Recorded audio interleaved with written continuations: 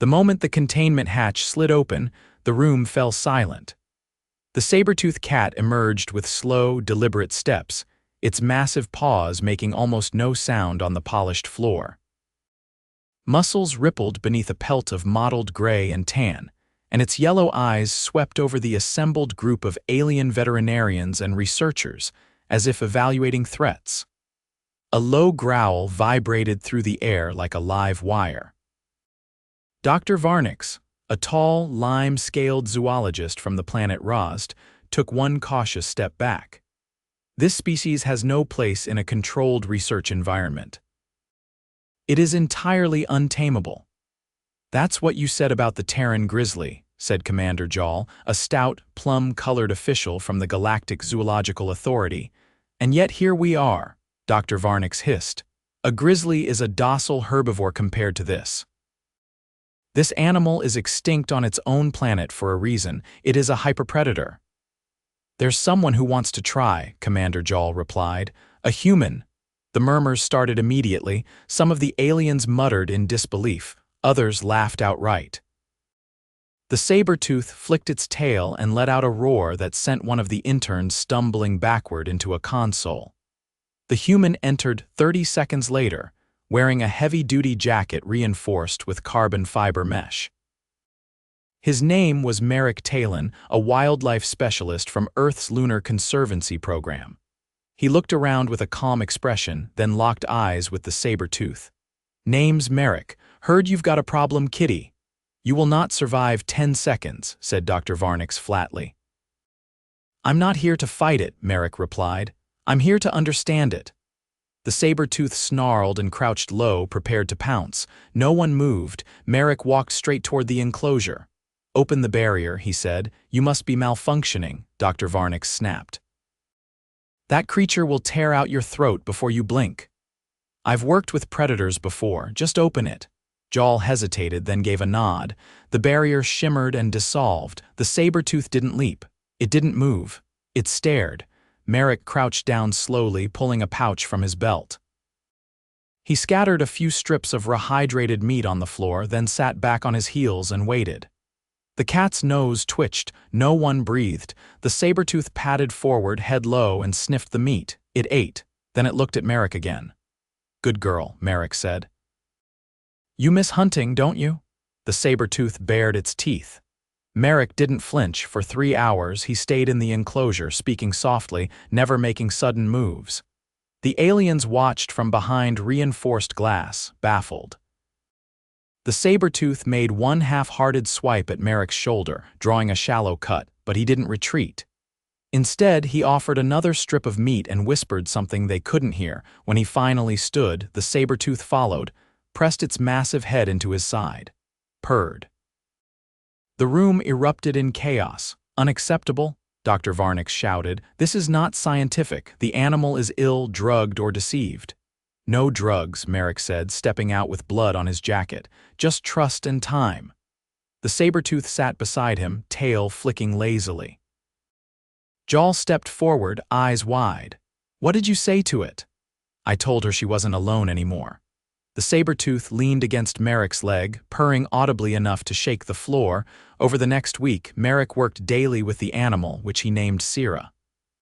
He analyzed her behavior, trained responses to basic commands, and introduced enrichment tools. The aliens observed, recorded, and whispered suspicions of manipulation. On day 9, during a routine session, something went wrong.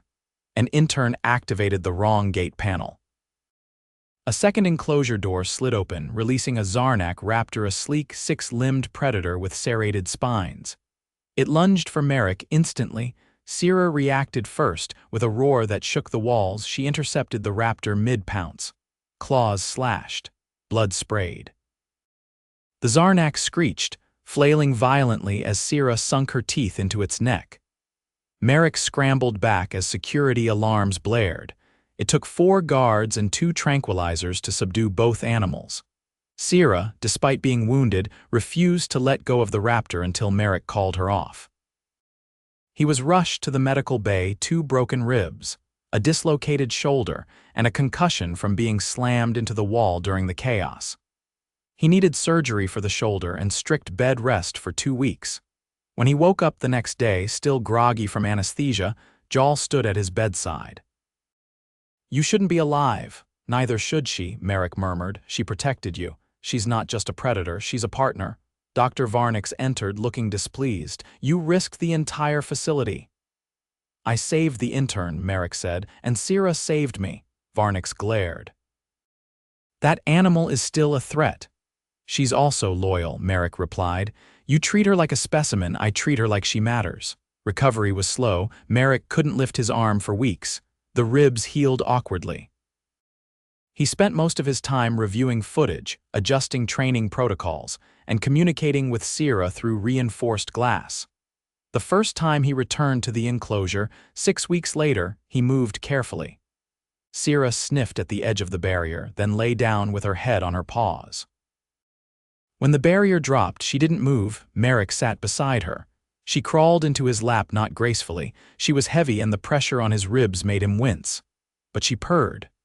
Loud and long, the alien staff stared silent. Joel finally spoke. "You've done the impossible."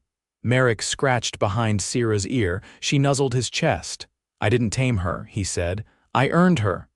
"That's not supposed to be possible," said Varnix. "Neither is surviving on Earth's surface during a winter blizzard with just a heat blanket and a knife, but I've done that too."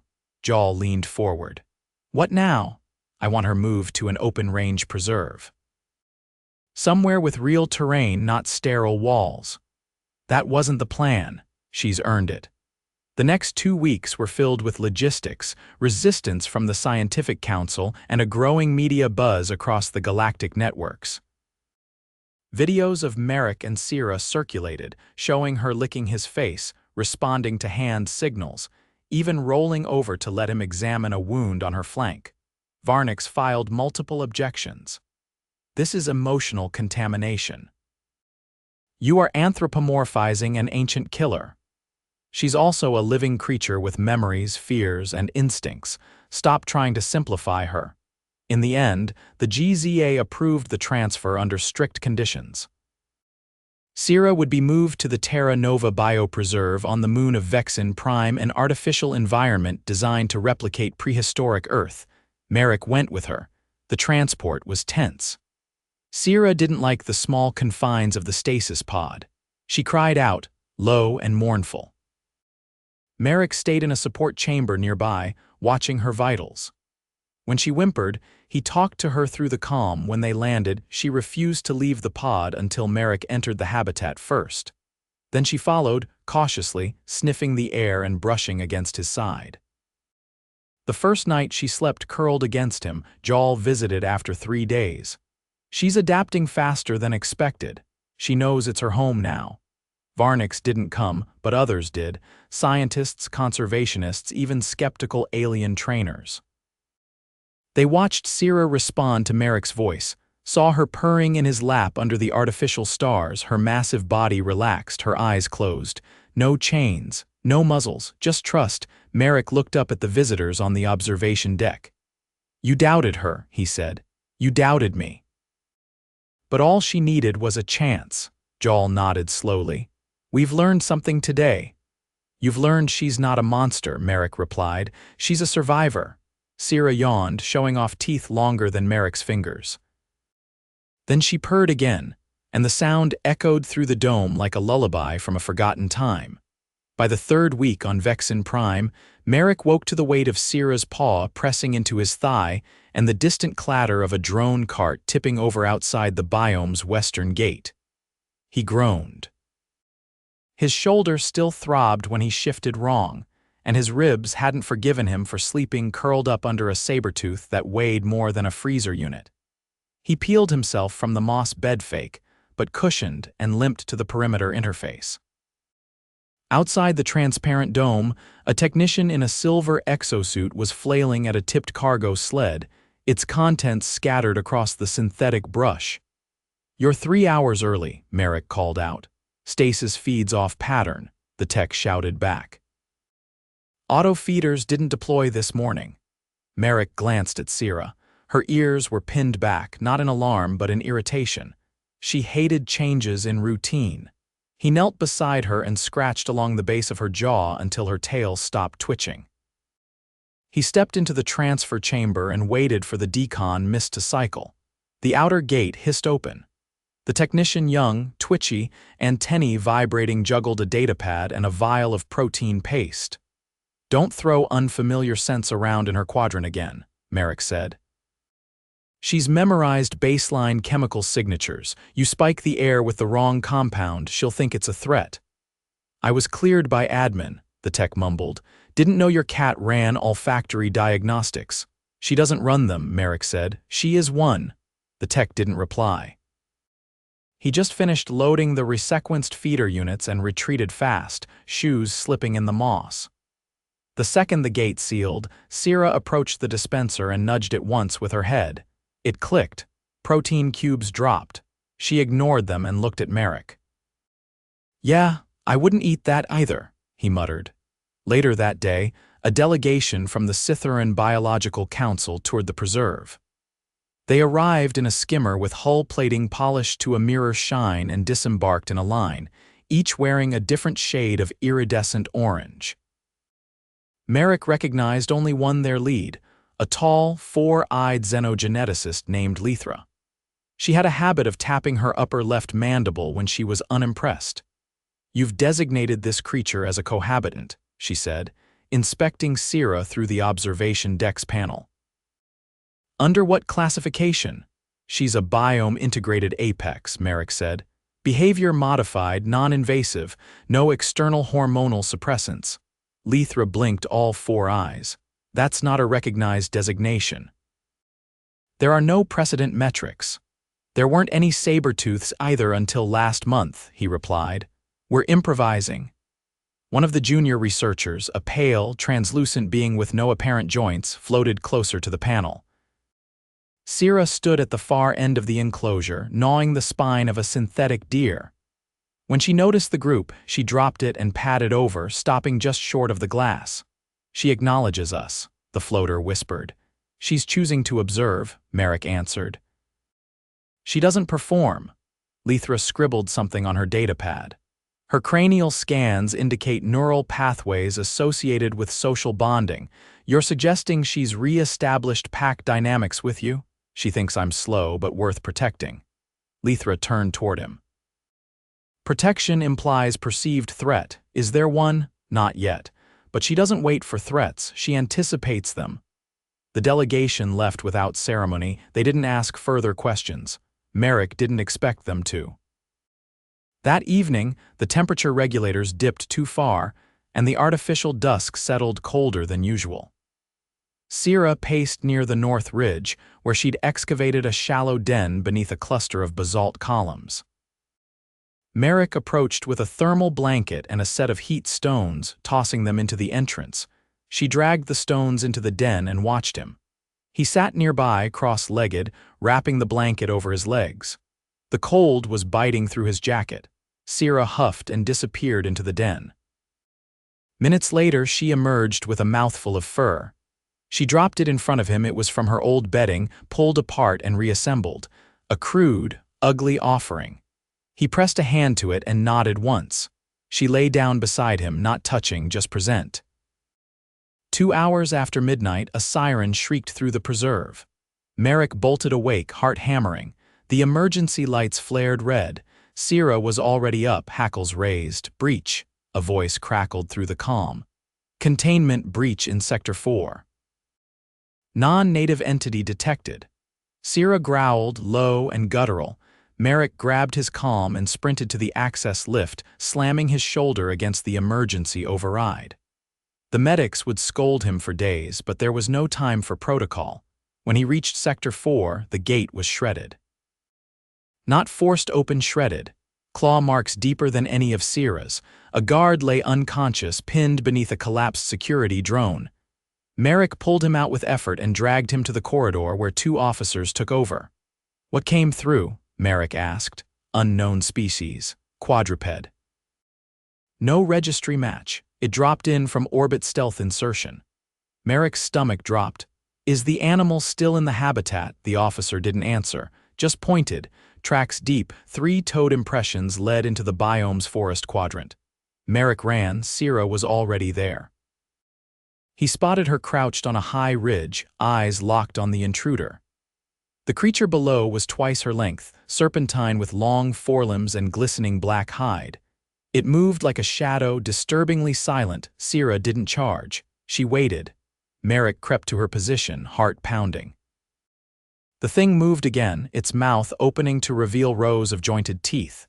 It hissed, high-pitched and dissonant. Merrik whispered, "Don't engage, wait for the flank." Sera flicked her ear. A signal.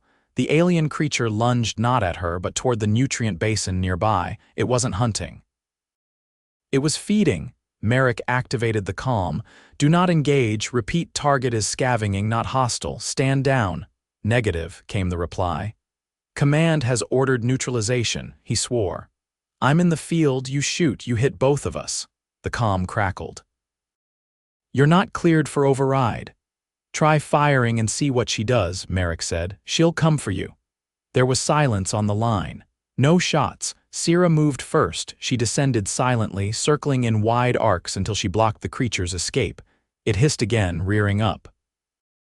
Sera didn't roar. She didn't leap. She stared. A minute passed. Then another. The creature lowered itself slowly, its limbs folding in a strange insect-like motion. Sera stepped closer. Then closer still. She bared her teeth not in threat but in warning. The creature turned and slid back along its trail, retreating into the trees. Sera didn't follow. Merrik exhaled finally. The containment team arrived 30 minutes later, armed and twitchy. They quarantined the area, sedated the creature without incident, and hauled it off for analysis. Back at their den, Merrik sat beside Sera and wrapped his arm still sore around her neck. "She gave it a chance," he whispered. "Didn't escalate, just stood her ground."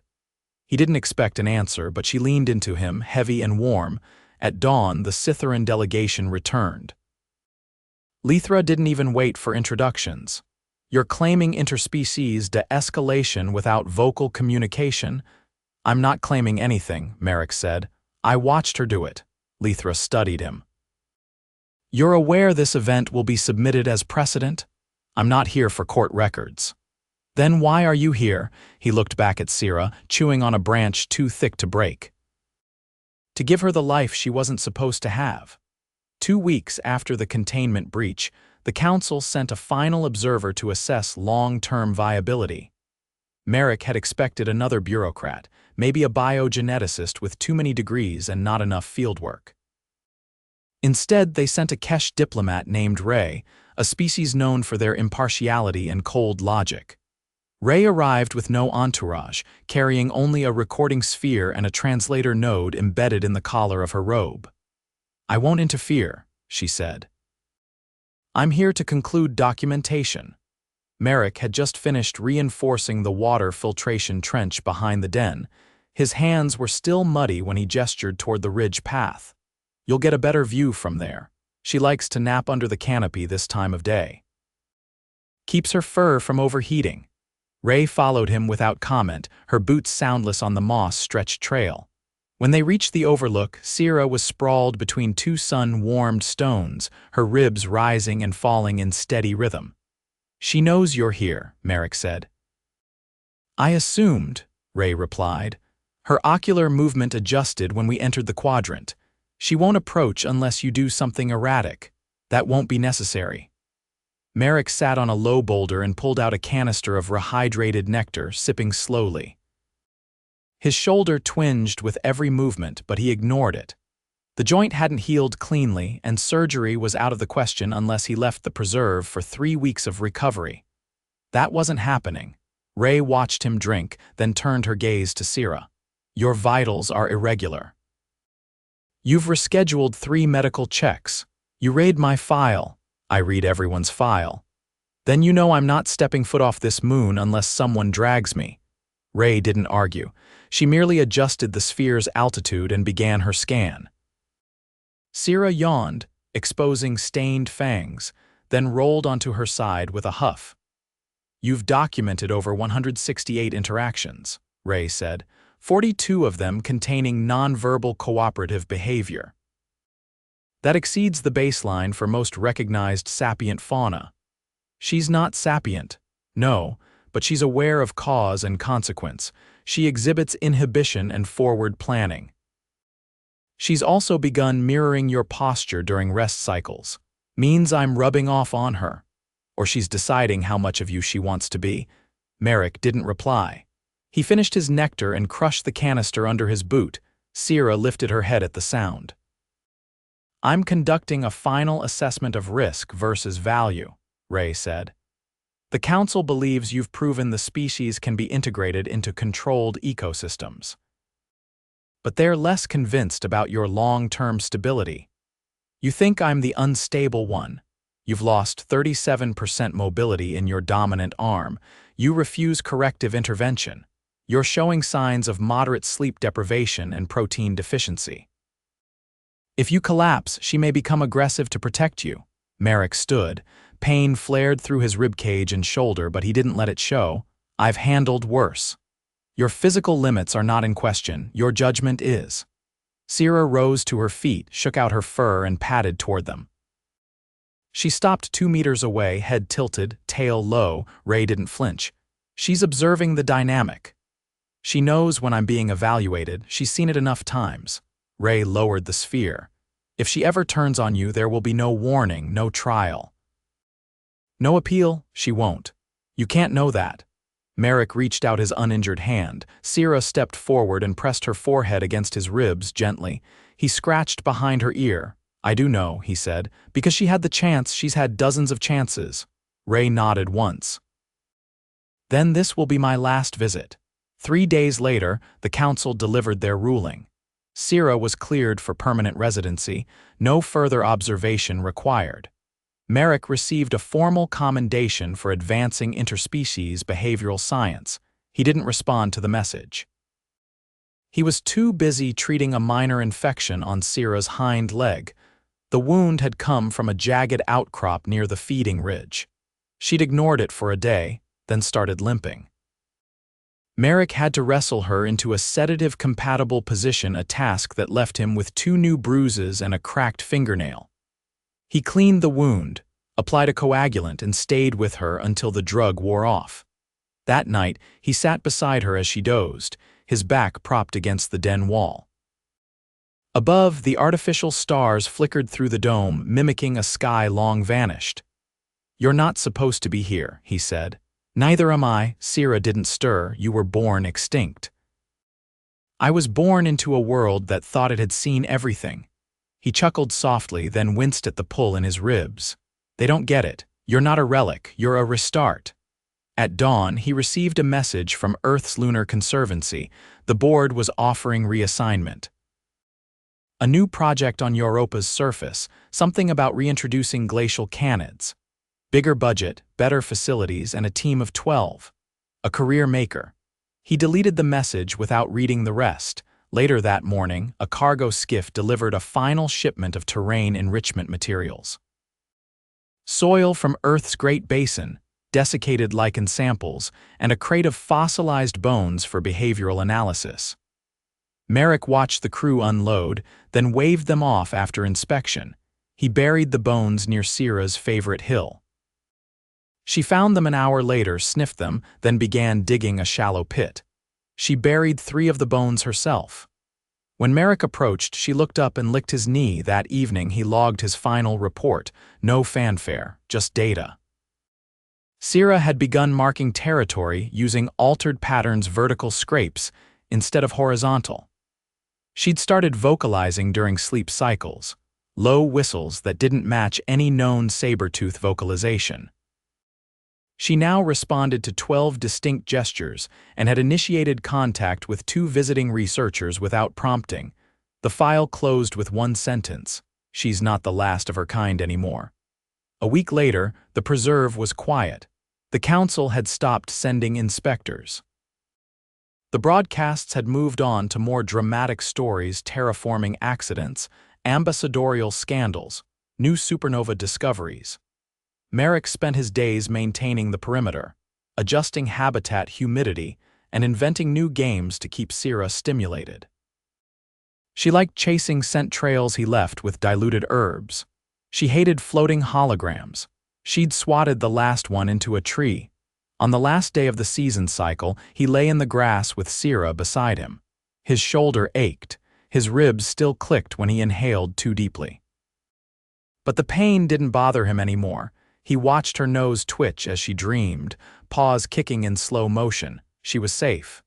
She was home. And for the first time in years, so was he.